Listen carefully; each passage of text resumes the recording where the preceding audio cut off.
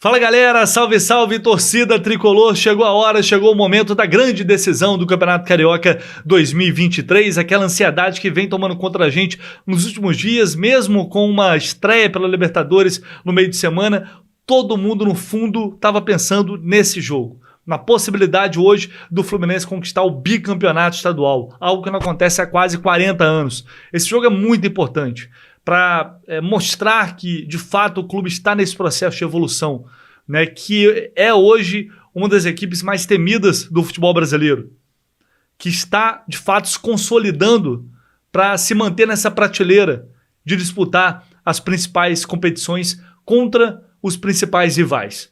Hoje, a prateleira do Fluminense é essa. É claro que vai ser uma decisão extremamente difícil, já seria de qualquer maneira, ainda mais com o Flamengo tendo uma vantagem que é, de certa forma, confortável, esse 2-0 no primeiro jogo. Mas eu te convido a chegar aqui nesse pré-jogo do canal do Lessa com confiança, com pensamento positivo, porque o clima tem que ser esse. Eu sei que algumas notícias não contribuem para isso, mas eu acho que hoje, agora é acreditar, né? É esperar a bola rolar, é acreditar, é torcer, é apoiar, porque tudo é possível. E eu vou falar para vocês aqui agora, porque eu acho que é possível. E estou falando isso com toda a sinceridade do mundo.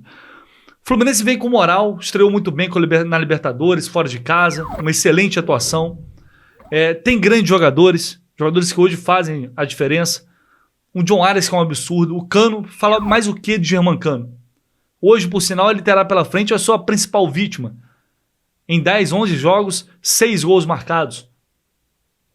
O Fluminense tem uma média de 2 gols por jogo. E o Flamengo ao contrário. O Flamengo estreia muito mal na Libertadores. Vem pressionado. O Vitor Pereira, se perder hoje, o título hoje pode ser demitido. Então, mesmo com essa vantagem, né, a pressão em tese seria toda em cima do Fluminense. É claro que a pressão para fazer gol é do Fluminense. Mas o Vitor Pereira, diante dessa situação, está fechado lá e está correndo o risco de ser demitido. Tem o Gabigol, a estrelinha no banco. Então, assim, a situação clima lá não é nada positivo, né? É pelo contrário. Então, o Fluminense também tem que se valer disso. E outra coisa, se sai um gol até os 15, 20 minutos, o Ai Jesus entra em campo, meu amigo. Se entrar, acabou. Vão tremer, vão sentir a pressão. E a torcida do Fluminense será a maioria também no Maracanã neste domingo. Então, tem que se aproveitar disso. A maioria, assim, pelo menos dividir ali. O setor leste vai estar tomado por tricolores. Então tem que se saber aproveitar esse momento também. Confiança não pode faltar. Esse time, ele já mostrou que tem capacidade para entrar e para virar esse placar. Eu afirmei e reafirmo. O Fluminense hoje joga um futebol melhor. O Fluminense hoje tem um time que apresenta um nível de futebol superior ao do Flamengo. E não vai ser uma derrota que vai mudar essa minha análise. Não vai ser a perda do título que vai mudar essa minha análise. Isso é um fato. Basta ver, basta assistir as partidas de cada um. Agora, tem que mostrar isso em campo, evidentemente. Não adianta ficar só na teoria. E um clássico iguala tudo, como a gente viu no último final de semana. Um detalhe, esse jogo é detalhe. O Fluminense não pode correr menos que o Flamengo. O Fluminense tem que correr mais que o Flamengo. Tem que querer mais que o Flamengo. Tem que querer passar por cima do rival. Ganhar, pisar, passar na bola, evidentemente. Mas destruir o Flamengo na bola. É isso. Tem que sangue nos olhos, mais do que nunca. Tem que vibrar o tempo inteiro. Isso não pode... Qualquer coisa diferente disso, infelizmente, não vai dar para conquistar essa taça. Então esse pensamento tem que estar aí. Eu tenho certeza que os jogadores vão estar tomados por isso nesse momento.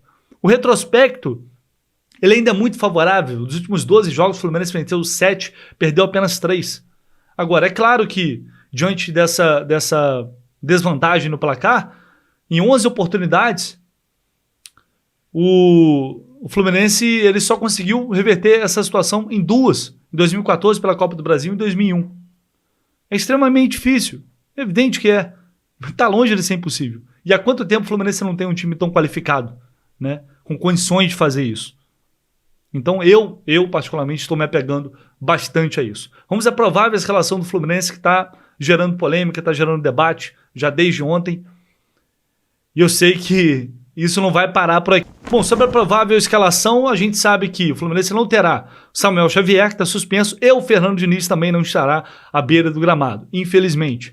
E aí, a novidade, dá para dizer, só para chamar isso de novidade, é o Felipe Melo, que deve ser mantido na zaga. Informação que eu apurei ontem, que o GE. Globo também apurou, que o Felipe Melo deve ser mantido de fato como titular na zaga. O vídeo aqui de ontem no canal, eu não vou nem me estender muito sobre isso, porque tem um vídeo, quem não assistiu ontem, a minha opinião sobre isso, tá toda aqui no canal, no vídeo que eu gravei ontem aqui à noite. Então você pode clicar lá e conferir. Né? Eu acho um equívoco, não concordo, mas enfim, eu vou dar aqui a provável escalação e a gente vai debater em cima disso, porque também tem o Alexandre Vasconcelos. O Fluminense deve ir a campo com Fábio, Samuel Xavier, Fábio, Guga, Nino, Felipe Melo e Marcelo. André, Alexander e Ganso, John Ares, Keno e Germancano. Bom, outra novidade para esse jogo é o Manuel, que voltará a ser relacionado. O Manuel volta a ser opção no banco de reservas após se recuperar da lesão no joelho. Já vim falando sobre isso aqui, que era uma grande possibilidade. Isso vai acontecer. O David Braz também não tem nada. Está à disposição. O Vitor Mendes entrou, fez um bom jogo, fez gol, se destacou e também vai ficar no banco. 3 zagueiros no banco para a entrada do Felipe Melo. O que tanto o Fluminense tem a ganhar com a entrada do Felipe Melo? É isso que eu me pergunto para tentar entender a lógica. A única coisa que eu consigo entender aqui é o Felipe a saída de bola com as bolas mais longas, é uma opção de sair com bolas mais longas, que ele tem um lançamento longo, apesar de que eu contesto isso, porque assim, ele errou vários. Normalmente ele acerta 1, 2 e erra muitos também. Então eu não vejo lógica, eu não vejo sentido. Eu não vejo meritocracia aí. Com todo respeito, eu não consigo entender essa opção do Diniz. Eu sei que muita gente também não vai conseguir, e eu sei que muita gente também não concorda. O Felipe Melo pode entrar amanhã, jogar, arrebentar, fazer gol. Tomara que isso aconteça. Tomara. Amanhã não, hoje. Tomara que isso aconteça. Mas lógica não tem. Coerência não tem. Para mim, não faz sentido. Resta torcer para que ele faça um bom jogo. Agora, é muito preocupante. Vai entrar de um lado que tem Marcelo. E o Marcelo não está ainda no seu auge físico. Então, esse lado esquerdo tende a ficar muito prejudicado. É muito preocupante. E tem o Guga, que também não é titular. Ele não tem a mesma adaptação que o Samuel Xavier já tem em equipe. Então, é um sistema defensivo muito modificado. E o Fluminense vai ter que fazer o gol e tomar cuidado atrás para não tomar. E as chances de contra-ataque são altíssimas. Então, assim, eu vou deixar... O Alexandre vai falar mais sobre isso também. Enfim, até para não estender e ficar repetitivo em relação ao que eu falei ontem, você pode assistir lá. O que me resta, assim como vocês também, agora galera, se a escolha do Diniz for de fato essa, se isso confirmar, não tem jeito. É ir pro estádio, é apoiar, é acreditar que tudo vai dar certo. Não tem saída. Não adianta vaiar, isso não vai resolver, não vai ajudar. Não vai. Para mim não tem muita explicação. Mas enfim. Eu vou chamar o Alexandre Vasconcelos com a análise tática desse jogo, né, para ele explicar o que o Felipe Melo pode acrescentar aí de positivo e por que dessa opção e também outras situações táticas que ele vai abordar aqui. Fala aí, meu amigo. É isso, Vitor Lessa. Alô, amigas e amigos tricolores, Alexandre Vasconcelos aqui. Vamos tentar desvendar aqui os possíveis motivos para Diniz insistir em Felipe Melo, que essa é a tese do dia, que Felipe Melo vai jogar a final. Vamos olhar aqui a escalação num formato de saída de bola, tá? Vocês estão vendo aqui o campo tático, onde a gente tem o Felipe Melo e o Nino fazendo a saída de bola em 3, junto com o André. E vamos lembrar que a gente vai ter uma alteração em relação à final, que é basicamente a manutenção do time que jogou contra o Sporting Cristal, que a gente tem Marcelo e Alexander no meio, no lugar de Alexander na lateral esquerda e Martinelli no meio. Isso altera um pouco essa dinâmica de saída de bola, que você tem tanto a opção de Marcelo quanto de Alexander por dentro. Em vários momentos os dois faziam esse papel, em outros você via o Alexander cair e o Marcelo abrir, ou até o inverso, o Alexander puxar um pouco para cima e o Marcelo sair. Mas onde eu acho que pro Fernando Diniz o Felipe Melo acaba compensando nessa partida? Por 2 fatores. Primeiro, experiências, se sabe, o Vitor Lessa relatou já aqui pra gente que na opinião da comissão técnica, o Vitor Mendes ele não agradou ainda em jogos onde a linha defensiva é pressionada, o que a gente sabe que vai acontecer nessa partida contra o Flamengo, porque aconteceu nos jogos anteriores, e também porque acho que ele quer aproveitar a bola longa do Felipe Melo, aí sem juízo de valor. Eu acho que é isso que ele espera do Felipe Melo, a experiência, bola longa e saber lidar melhor com pressão em cima dele do que, em tese, o Vitor Mendes. E aqui olhando como o Flamengo vai pressionar a saída de bola nessa partida, baseado no que fez na outra, o Flamengo também deve repetir a mesma escalação da partida da primeira final, onde vai ter um trio na frente com o Everton Cebolinha aqui, o 11, o Pedro 9 e o 42, o Matheus França, que eles atacam numa linha de 3, lembrando muito que o Volta Redonda fez com a gente. Qual é a grande vantagem disso aqui? É que o Flamengo acaba tendo um meio-campo muito pouco povoado e esparçado, com o Thiago Maia e Gerson, e os alas, o Ayrton Lucas e o Varela, acabam marcando um pouco mais à frente, deixando 2 espaços claros nesse time do Flamengo em relação ao nosso. O espaço de meio de campo e o espaço entre as alas e a defesa. E aqui, a diagonal do Felipe Melo, como o André também tem feito, pode fazer diferença. Acho que o Diniz quis ficar também com esse recurso extra de não só contar com a saída tocada, mas muito de ter a bola longa em diagonal dos dois, buscando os espaços nas costas dos alas ou essa área livre pela falta de cobertura do meio de campo do Flamengo. O Flamengo opta por bloquear a zaga e pressionar alto e deixar esse buraco no meio, que é para tentar evitar que o Fluminense fure essa primeira pressão. Então a maneira que o Diniz pode optar por furar essa pressão é usando a bola longa de Felipe Melo e André. Eu tenho uma opinião, eu não gostaria de ver essa escalação, mas é a aposta do Diniz e eu quero que você comente aí o que você achou. Boa sorte pra gente na final, um abraço, saudações tricolores. Valeu, Alexandre, valeu, meu irmão. E sobre a situação do Felipe Melo, eu fico pensando também, como fica o Vitor Mendes, né? O cara entra, faz gol, né? Vai bem e é elogiado, e aí o cara que vai ser titular é o que saiu para a entrada dele. Cometeu uma falha, ficou pendurado, saiu no intervalo, ele entra, joga bem, pai no outro jogo. Nada acontece.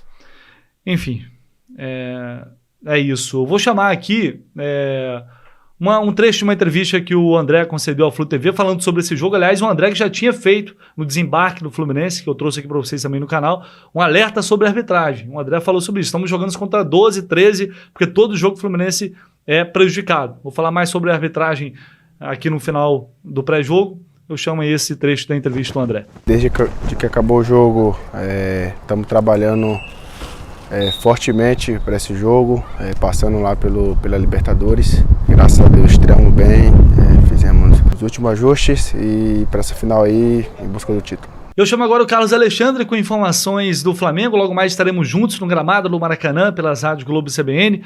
O Carlos Alexandre estará na cobertura do Flamengo e traz mais informações aqui do adversário do Flu nesta final. Fala, Vitor Lessa, galera ligada aí no canal do Lessa. Tô aqui para falar um pouquinho do Flamengo, que encerrou hoje a sua preparação visando amanhã a partida contra o Fluminense, jogo de volta da decisão do Campeonato Carioca. Na ida 2-0 para o Flamengo, apesar da vantagem, o técnico Vitor Pereira treinou pênaltis. Ele encerrou a atividade de hoje no Ninho do Urubu, treinando penalidades. O Vitor Pereira, nas últimas semanas, ele tem repetido uma estratégia de não treinar o time que vai a campo. Ele mistura os times, faz um grande treinamento com todos os jogadores e assim ele preparou o time para essa final do Campeonato Carioca. Os jogadores do Flamengo não costumam saber o time que vai a campo com muita antecedência. Isso normalmente acontece no dia do jogo. Se o Flamengo repetir, se o técnico Vitor Pereira repetir a escalação do primeiro jogo, o Flamengo deve ir a campo com o Santos no gol, uma linha de 3 zagueiros, Fabrício Bruno, o Léo Pereira e o Davi Luiz, o Varela pela ala direita, o Ayrton Lucas pela ala esquerda, ali na volância o Thiago Maia com o Gerson. O Vidal não vai para o jogo, é desfalque, ele tá com edema no cotovelo, vai passar inclusive essa noite no hospital em observação, fez antibiótico, acabou não dando resultado, ele sai com esse edema e não vai para o jogo. Então Gerson e Thiago Maia ali como volante, o Everton Cebolinha por um lado, o Matheus França por outro e o Pedro como centroavante. O time tem o desfalque, né, do Vidal.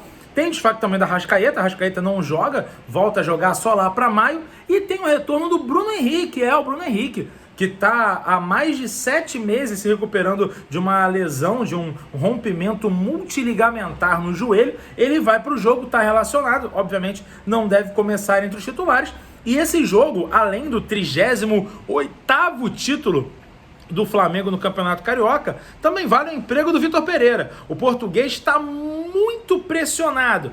E caso o Flamengo perca a decisão para o Fluminense, ainda mais com essa vantagem que o Flamengo tem, a situação do técnico português pode ficar insustentável. Mesmo vencendo, se não jogar bem, a situação do Vitor Pereira pode ficar muito ruim lá pelos lados do Ninho do Urubu.